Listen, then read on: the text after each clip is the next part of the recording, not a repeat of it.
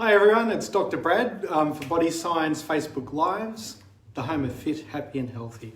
Welcome to tonight's session. So we're going to be covering a lot of different topics tonight, but the main one we're going to be talking about is like restoring energetics in the body, talking about different stress, calm, relaxing, and sort of finding ways on how we can actually build up resilience in today's stressful world. So just talking about myself briefly, I'm a naturopath, herbalist, nutritionist, educator and researcher. I have 21 years of clinical experience, 21 and a half, 15 years teaching, and I love what I do. It's a very exciting time in nutrition, sports nutrition itself, etc. So just starting off, I want you to imagine you've grabbed your favourite magazine, newspaper or something similar, favourite blog, and you've read it. And I want you to think now you've taken a lot of information into the brain. Several, or even just 100 years ago, that was a lot of information to take in. So you read more in that newspaper or magazine in that session than what some people read in their whole life. So that's the difference with today. In the past, there was a lot more physical stress on the body. With today's world, there's a lot more sort of mental and emotional stress. Not saying there wasn't before, but we're not necessarily burning it all off. So the exciting thing about what we're looking at today, and through other podcasts and Facebook Lives that we've been doing this year, is finding ways on how we can utilize nutritional medicine, herbal medicine, diet, and something we call lifestyle medicine, because it is a medicine, on how to restore the body, reduce stress, build up our energetics, and get everything up and running. So I'm very much looking forward and excited about tonight. So let's hit it off. So one of the first things I look at when it comes to restoring the body, building up resilience, reducing stress, improving overall general health is their nutritional profile. So we look at the diet of the person, and I'm one of those people, I'll review the diet and maybe say, look at the Mediterranean or the ketogenic diet for certain things, the paleo diet, and work out what's best for the person. And a lot of the time I combine these diets together for someone. And you're looking at high quality nutrient profile. Yes, we're looking at carbs, fats and proteins, but you're also looking at the nutrient profile. And sometimes we're not able to get it in high enough amounts, particularly if you're a busy athlete, a representative, rugby league's back, so you might be a rugby league player, general sports person, you're working in the office, you're a weekend warrior, go for a daily walk. I tend to go for a 30 to 45 minute walk every day for my general health, and I love it, but it's not strenuous for me, so I don't need to do any extra nutritional sort of work for that. But for other people who want to perform at a high level or to replenish the system, we may need to look at supplements.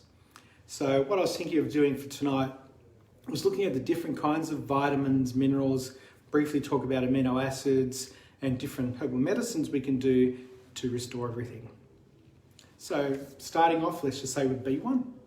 B1 is one of the first vitamins we think about for initiating glycolysis, or the breakdown of glycogen, glucose, for example. It allows us to get the spark. It's a spark plug. It allows the information to get across the synapse. It's the spark plug, the acetylcholine process. It activates it along with vitamin B5 and choline itself and acetyl groups to allow to get across the gap to get that information across and allow the energetics of the cell to work. So vitamin B1 is the energizer. It gets things up and running. Quite an exciting vitamin, underutilized. It's found in most multivitamins, nuts and seeds, etc. The next one I would be looking at would be vitamin B2. And the exciting thing about vitamin B2 and vitamin B3 in this case is you have vitamin B1, thiamine, activating the energetic pathways, vitamin B2 and B3, so riboflavin and nicotinamide, niacinamide and nicotinic acid under the umbrella of niacin. So niacin itself is not actually a real thing, it's an umbrella term for nicotinamide, niacinamide and nicotinic acid. But people get confused easily with that. So if you think about that, B1 activates, B2 and B3 work later on in the cycle, the Krebs cycle for those biochemists out there, the people that love the nutritional biochemistry, activates the Krebs cycle and allows it to work much more effectively into what we call the electron transport chain.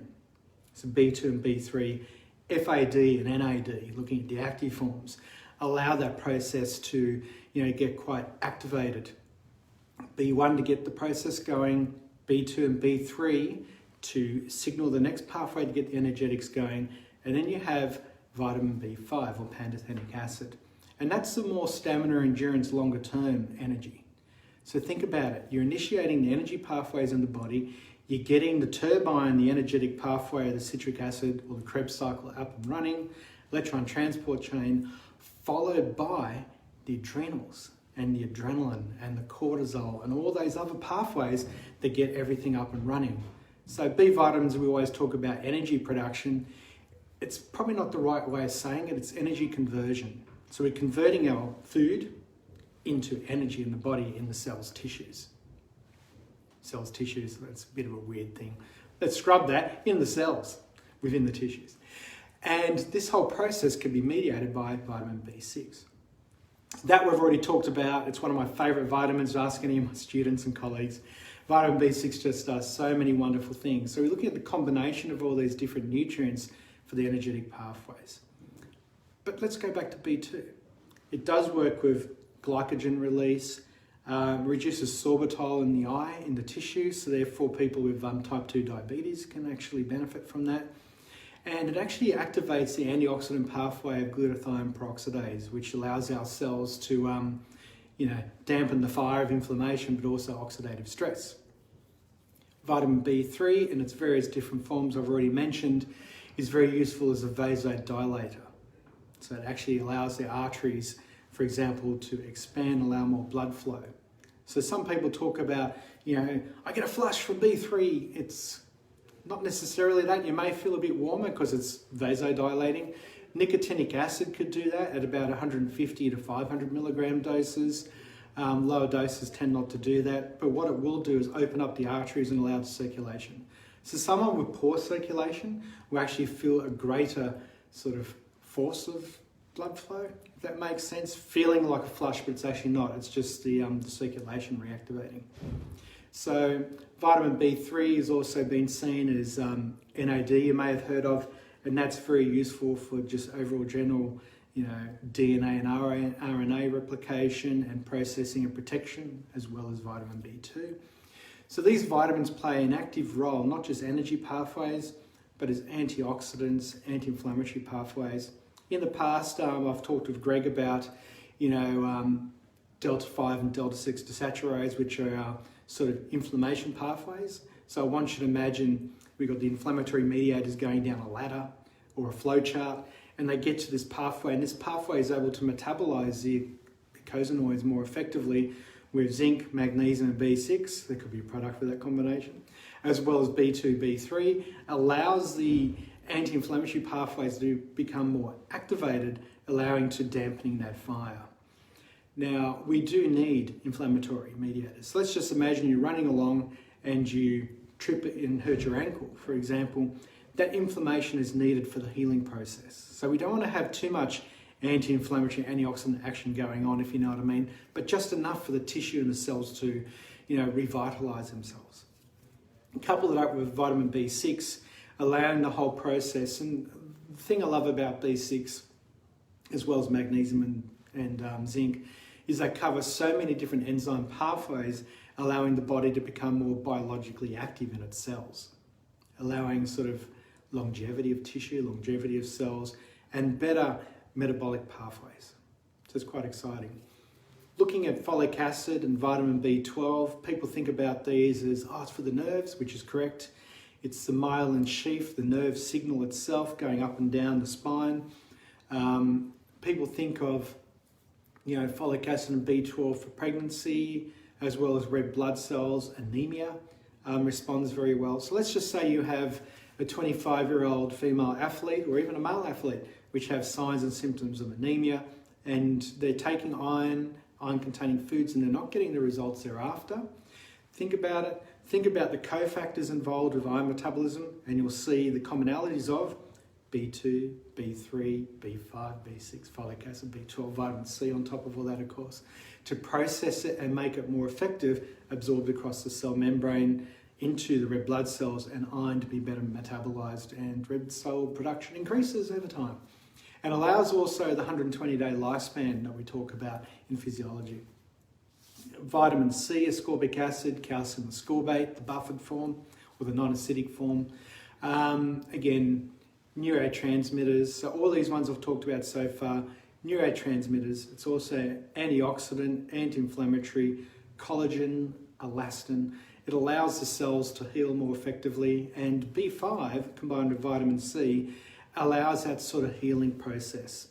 So for anyone who's happened to have any injuries or keloid scars or damage, for example, and they were to increase their consumption of foods containing B5, vitamin C, as well as, just trying to think, zinc as well, just trying to think, other combinations, will actually allow the keloid scar to start healing and over time reduce that scarring tissue and sort of move back into it. Remember, the tissue heals like this, and when it touches, it's called contact inhibition, and vitamin B5 regulates that as well as vitamin A. So far we've covered the B vitamins and a little bit of vitamin C as well.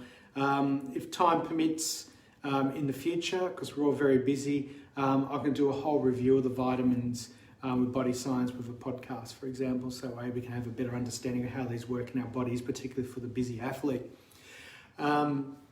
Vitamin D, where do we start? D for differentiation, so how the cells and the tissue and the organs react and act in the body.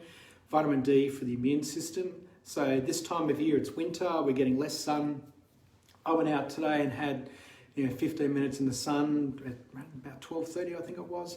And that sort of gave me a little bit of sort of, vitamin D effect in the body. Now remember, the sun doesn't give you vitamin D, it gives you ultraviolet light, which gets converted in the body to vitamin D. And that works with our DNA, our RNA, gene expression, general metabolism, brain function, recovery. So this plays a very big role in actually metabolizing a lot of other nutrients as well. So currently we're looking around about 1,000 units or 25 micrograms of vitamin D3. That's quite a good dose. And just once a day, or you can go outside and expose skin that's normally not exposed. So like this part here, the backs of the arms. For those with the lumpy bumpies on the back of the arms, just right now have a bit of a feel. If you feel like the lumpy bumpies on the back of the arms, you're looking at essential fatty acid or vitamin A deficiency, depending on how it feels. If it's more lumpy bumpy, it's vitamin A. If it is more sort of, I don't want to say chicken skin, but it's a little bit more like that, it's more essential fatty acid deficiency because the skin integrity is weakening, leading to that sort of, not connected essentially as effectively as normal. Vitamin E, antioxidant, anti-inflammatory. There's a lot more new research coming through with tocotrienols, which is one of the forms of vitamin E, particularly with anti-inflammatory, antioxidant, cholesterol metabolism. In the last couple of years, we've been told cholesterol is not as bad as we thought.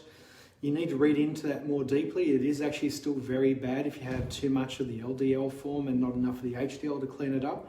So the tocotrienols help rebalance that, as well as carnitine. 2 grams 2 times a day, for example, carnitine works very effectively with fatty acid metabolism as well as B5. Going back to the Krebs cycle, working with different energetic pathways is very handy. What are we looking at next? Vitamin K, particularly vitamin K2, which is in a number of high quality products. And vitamin K2 works with, essential for blood clotting, blood coagulation, blood flow, bone health, hair health, nails, skin, and just general tissue. And the best thing about vitamin K2, it is what they call extrahepatic, which means it doesn't necessarily work just in the liver like K1 does. It works in the whole system. It's a systemic vitamin, the way how it works. And that's where you want it to be. You want it to be in the bloodstream, moving around, collecting the calcium out of the arteries and putting it into where it should be, which is our connective tissue, particularly our bone and the lining of the bone to sort of help strengthen the structure.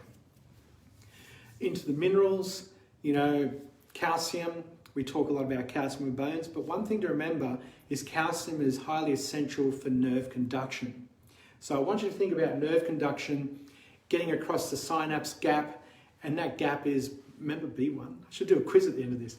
Vitamin B1 and calcium allow acetylcholine to go across the gap as well. Zinc does that as well, allowing it to do the signal. So if you have a lower reaction, if I go like that and then you go, that's a slower reaction of the body, and it's like the signal to the brain is slower down for you to react. And that is a B1 calcium and zinc deficiency. It's that slow response, or particularly the people who laugh at jokes 10 seconds or 10 minutes later, they finally get it. It's funny. So that could be one of those deficiencies as well. So calcium, I'll talk about magnesium now because people interchange the two. Calcium and magnesium work very well together. So I want you to imagine when you flex your bicep, let's pretend I've got one. So you flex your bicep, the muscle slides. People thought it bunched up, but it actually slides in. The actin and myosin myofibrils slide in, and that's what it looks like it's bunching up. And as you do more exercise and tone and create more stress on that muscle, it grows and strengthens, hence you get a large bicep. Now, calcium is needed to contract the muscle, magnesium is needed to relax the muscle, but you need the magnesium to put the calcium in and the calcium to put the magnesium in. So it's interchangeable. And in between that, we have something called the Z disc. And it's called the Z disc because it looks similar to a Zorro, a Z. And that is regulated by a mineral called zinc. So for those people who have muscle cramps, aches and pains and spasms, for example, and they just cramp up in the calves particularly, they're thinking, oh, shit, I'm cramping up, what do? Think about it. Don't just do magnesium if it hasn't worked. Look for a calcium, magnesium, or zinc, magnesium, B6 as well to drive it in to get the minerals and the other nutrients into the muscle to decramp it. So it's quite exciting with that. What else can I talk about? Magnesium, I've done 300 different enzyme pathways. Combine that with zinc is 125. So all these different enzyme pathways, neurotransmitters and regulators allow us to recover a lot more effectively and quicker as well, particularly if we've got a lot of stress coming on at the same time. It allows us to focus a lot more better and work more effectively. Throw in some manganese, particularly if you've got creaky knees. It's very good for that because it allows the connective tissue to be more flexible. It's no point just having good, strong muscles and bones if they don't flex because you tear them or break them. And you need good flow and influx of nutrients, particularly glutamine, glycine, lysine, the branched chain amino acids, the essential amino acids, for example, into that tissue to allow the better muscle recovery.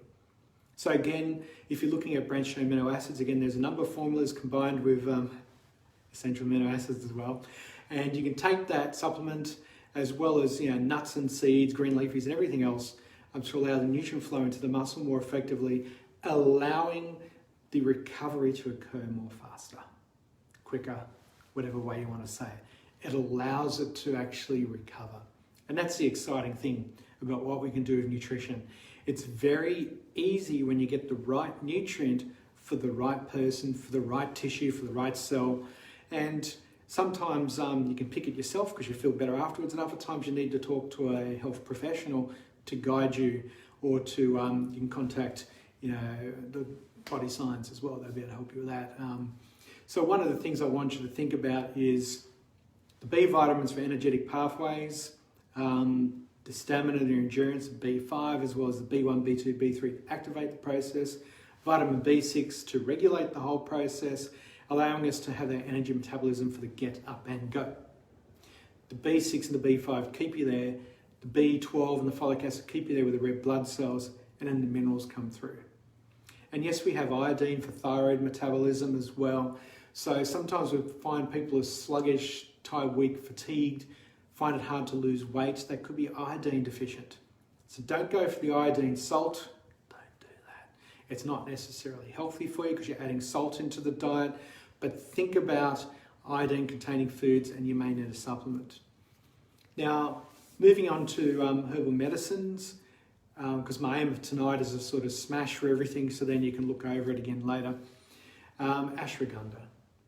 You've seen it, you know about it, I've talked about it 1,000,001 times. Ashwagandha is one of my favourite herbs, Withania somnifera.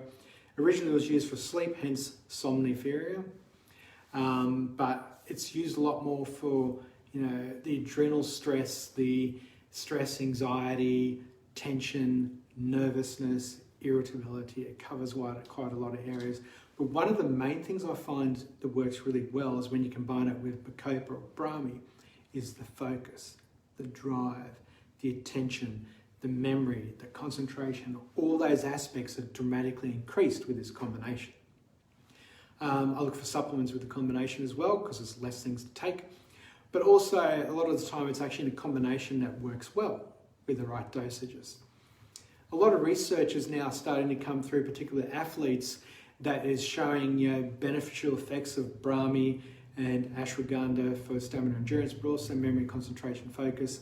I've used it a lot in athletes, truck drivers, because I've got to concentrate driving 10 hours in a day. For example, I'm in Sydney, so from Sydney to Gold Coast, which is a little bit more than that.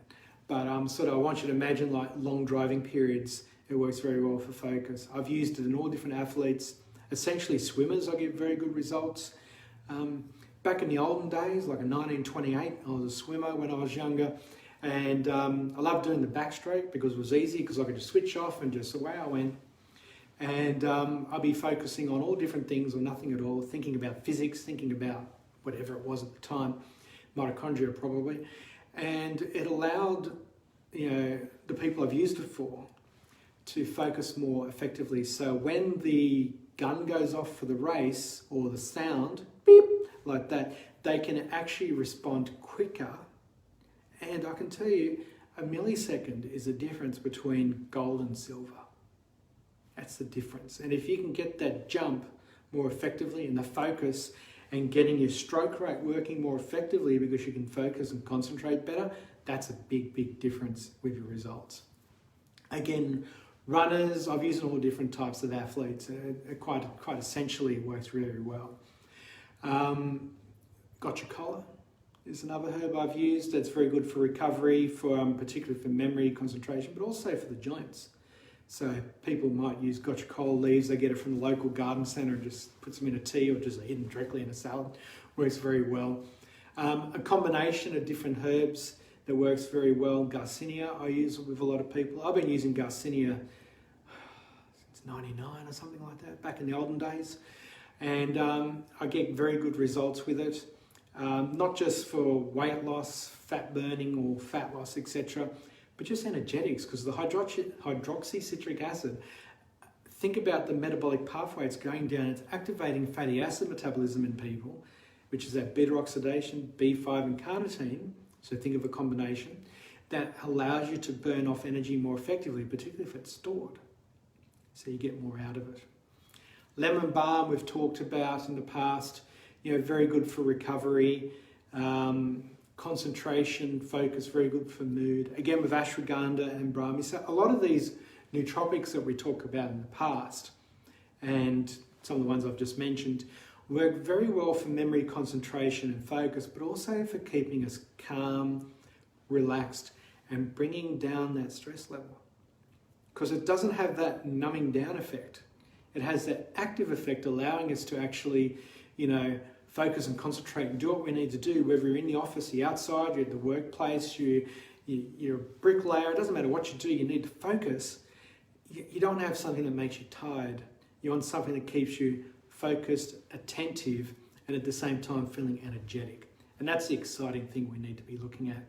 And combining it with, like I said, Garcinia, vitamin B5, and other activating nutrients, quiz you later, that will allow you to actually increase the metabolic rate, to allow the energy pathways to work more effectively, allowing you to get more done and focused.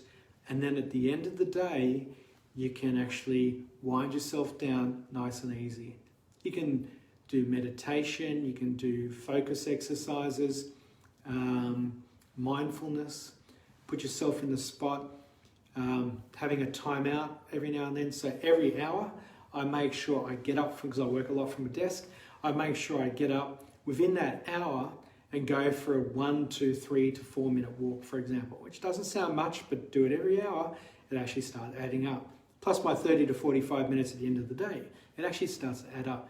It allows the circulation, it keeps you going, it keeps you moving, allowing you to essentially get more out of your day. You might feel it's disruptive by getting up and moving, but no, it allows you to sort of think, pace, move around, come back to, and then that idea comes and you're like, oh, that's what it was. That's the thing. So I might be formulating a new product, and by walking away and coming back has gone, I know what I'm going to put in this formula. I'm going to put in X, because that's going to be synergistic with Y and Z, allowing it to be more effective. If I didn't get up and walk, I may not have thought about it. And that's sometimes when you're concentrating too hard, you can't focus. Ashwagandha, Brahmi, lemon balm, Garcinia activates different metabolic pathways. You don't have to have massive doses, although it does help. The other interesting thing about Garcinia is it's been found to actually, metabolize and work with adiposity or adipose tissue around the gut, abdominal fat.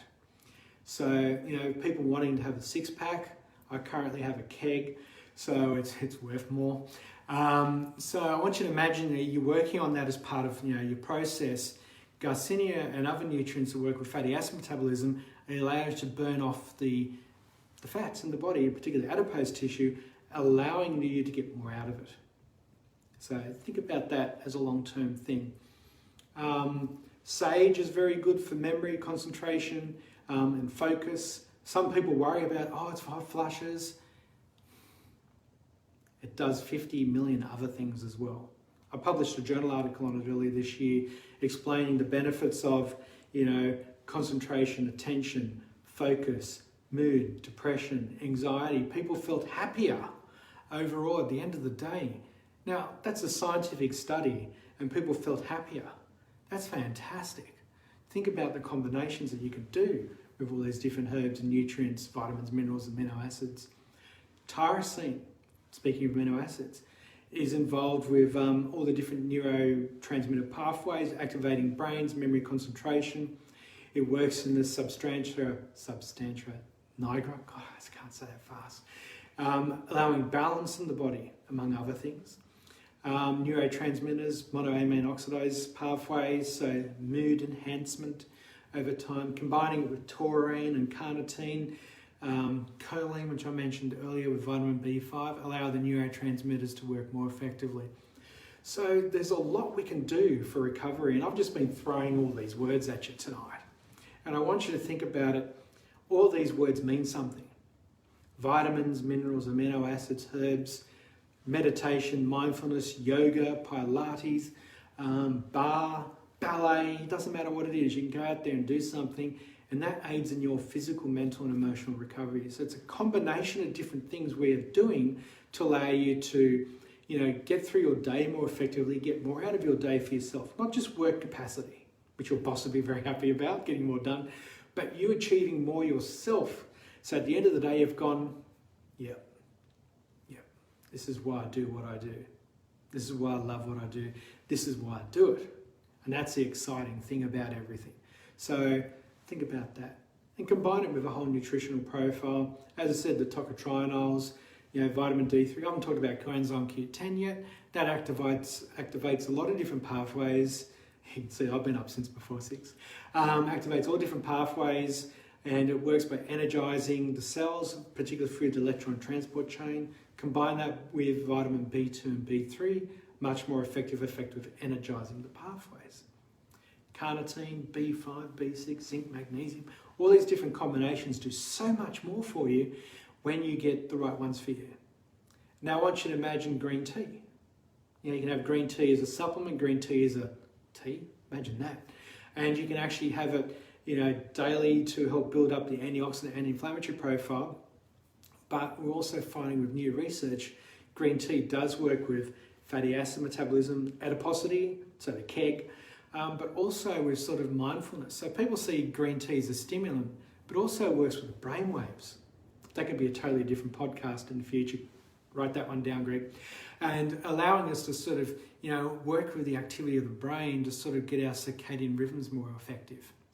And that's the activated forms of B3 and other nutrients as well. So there's a lot of things we could do. And there's a lot of research now showing that circadian rhythms govern a lot more than we think. So particularly coagulation during the night when we're asleep, we're in bed, we're laying down, the blood's a bit sluggish, it starts to hypercoagulate, it gets too sticky. And then we're finding between, the research I did for my PhD, between the hours of 3 and 5 a.m, the blood started to become more coagulable in different pathways. And other research combined that with, heart attacks in the morning between like 9 a.m. Looking at the research that I was involved with, if your blood's thickening up because you've been stagnant overnight and then you get up and start becoming more active, it's too sluggish, not allowing you to properly oxygenate and get nutrient flow, maybe clots and other things, thrombosis, other detrimental effects are happening to the body. So there's quite a lot of things we can do. K2 for that, around about 180 micrograms per day has been found to be very beneficial, clinically as well as scientifically as well. Combine that with the tocotrienols, vitamin D, works with blood flow. Vitamin B3 for the sort of vasodilator effect I mentioned earlier. So there's a lot of things we can combine when you have a knowledge of how these things work in the body. And omega-3, one of my favourites, you can get that from fish, nuts, seeds, sea buckthorn, algae, spirulina, all different things you can get it from. And that's, again, anti-inflammatory, antioxidant, cell membrane integrity, which is also B1. So a lot of these nutrients start to cross over each other with something called synergy. By taking one thing, you get one. By taking 2 or 3 things together, you get the sum of all parts plus more. And that's a very old Greek philosophy. I think it was Socrates. I've got it wrong, I reckon. Is synergy is greater than the sum of all the parts. So 1 + 1 = 3. For example, you get more out of combining this with that together. And that combination could be at the same setting, so pre-workout or lunchtime, or it could actually be pre-workout, post-workout. So the synergy of glutamine, creatine, which I haven't even started yet, taking creatine as a pre-workout to activate the energetic pathways, creatine phosphate, ATP production in the body, and then after you work out within the 30-minute thing we talked about in the past, branched chain amino acids, etc., the synergy of the before and after works so much well looking at that combination. Just with a handful of amino acids. Glutamine to repair the tissue. Glutamine is also good for the digestive system, the immune system, muscles, ligaments, tendons, brain function. It works with different neurotransmitters to allow our brain to work more effectively. And something's not doing for me right now, slowing it down to work more sort of focused and calm.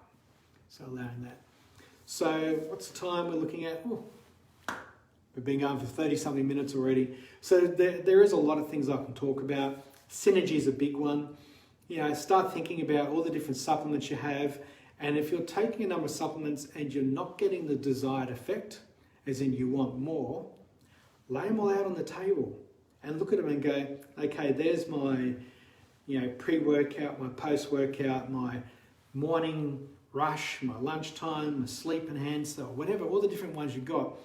Lay them all out together and say, maybe if I take A and C together and B later, for example, not vitamins, just products, X, Y, and Z, taking them separately or together, I'll get a much better result because of synergy. So the example I gave, pre-workout, think about it. B2, B3, B5, B1 to activate the process, the others to keep it going. Combine that with creatine as well as magnesium, because magnesium ATP allows the energy production in the body. Combining it with creatine, you get a much better result with energetics of the cells. And different forms of creatine work with the hydration of the muscle and the blood flow and nutrient flow as well. Combining that together. And then post-workout, like I said, branched chain amino acids, essential amino acids, that's some glutamine. Later in the day, you might be looking at tyrosine, phenylalanine, unless you have PKU. I won't need to explain that because we don't have time, but by just saying PKU, if you have that phenylketonuria, that condition, you already know not to take phenylalanine. So don't. So looking at a combination of different things will keep you going. Get you activated during the day and keep you going throughout. Combine that with Garcinia, the lemon balms for the recoveries, aloesia. So there's all these different things we can do. And it sounds like we're over supplementing. It's like 50 million things. No, it's not. If you find the right combinations, and there's a number of really good combinations available, you don't need to take 100 things. You need to take the right things for you. That's the thing to think about. And if you need help, contact the head office and they'll be able to direct you to people who can help you and maybe even do it in-house for you. So green tea, God, I've got so much to say, I'm running out of time myself. Green tea, I don't take it every day myself. I have a green tea regularly, 2 to 3 times a week. That's regularly for me. I have a normal coffee to 2 coffees a day because that's fine. I think I told you a case study. I think last time I had a patient with 40 cups of coffee. That was an interesting case. I don't have that many, I only have 2. But I want you to think about, different forms of nutrients. Apple cider vinegar. People like taking it before a meal. You can have it in a supplement form as well as, apple cider vinegar itself. Mix it up in some water and away you go. And that allows you to, metabolize. And people think apple cider vinegar is acidic. Yes, it is. But when it gets into the gut, the gastric acids actually split the acetyl groups, the acetic acid in the groups, creating a citrate, a buffer, allowing us apple cider vinegar to become a buffer for the body. Biochemistry, it's fun, exciting. So that's one thing. Greens, taking a combination of greens in the afternoon, for example, as a recovery, whack it in a smoothie. I'm a big fan for smoothies because you can actually take multiple powders and supplements together in the one smoothie, in the one drink, and away you go.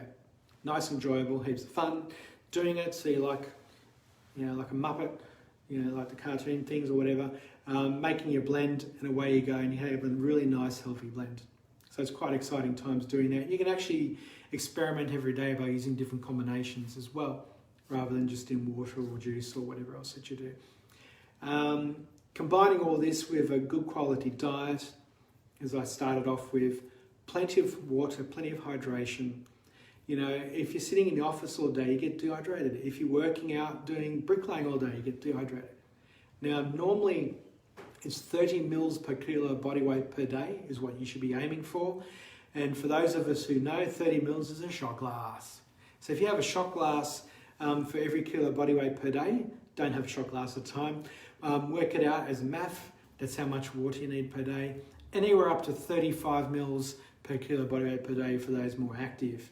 You don't want to overhydrate or drink too much at once, because you can sort of cause hypertrophy of the cells, leading to the cells becoming hyperhydrated and drowning, essentially.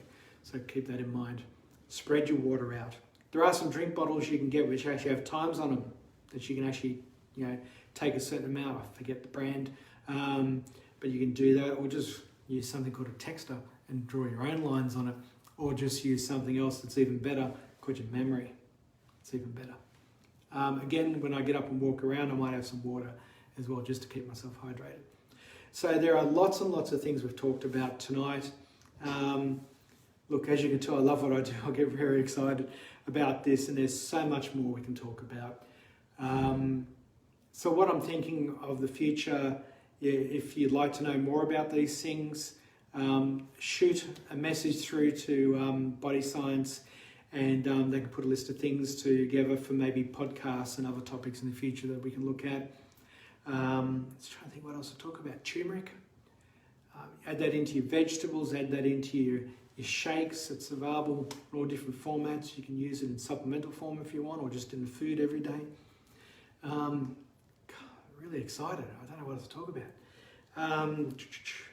Omegas we talked about, K2 we talked about, ashwagandha, Brahmi, Bacopa, what else? Garcinia. Talked about so many different things. It's quite exciting.